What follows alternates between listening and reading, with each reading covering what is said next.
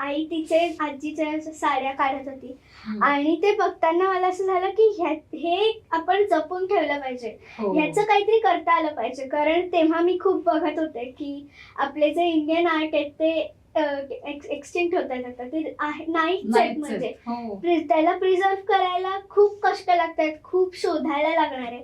So तेव्हा मला ते खूप एक आवड होती की यार मला माहिती होतं मधुबनी बिहारचं आहे किंवा हे बाकीचे जे सगळे आर्ट फॉर्म आहेत, लिपेन गुजरातचे वगैरे, पण महाराष्ट्राचं असं काय स्पेशल होतं. पट्टचित्र आहे पण तरी सुद्धा अजून काय वेगळं होतं.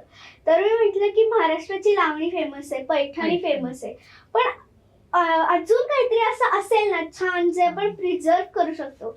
आणि मग मी हे कापड बघितलं आणि मला आवडलंच बघता क्षणी. आणि मग मी म्हटलं की ह्याला प्रिझर्व करता आलं पाहिजे.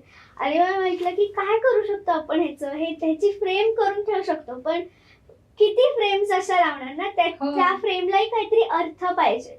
मग त्याच्यावरती सरस्वती लावून बघूयात किंवा त्याच्यावरती कुठल्या तरी लक्ष्मी यंत्र लावून बघूयात. सो ते असे त्या प्रोडक्ट्सची सुरुवात झाली. मग त्याच्यावरती रेझिन मध्ये घड्याळ करतोच आपण, पण रेझिन थोडं एक्सपेन्सिव्ह जातं.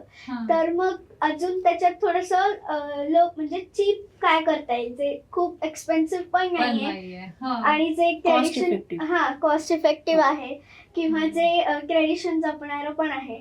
मग ते तसं खणाचं वॉल क्लॉक बनवायचं असं डोक्यात आलं.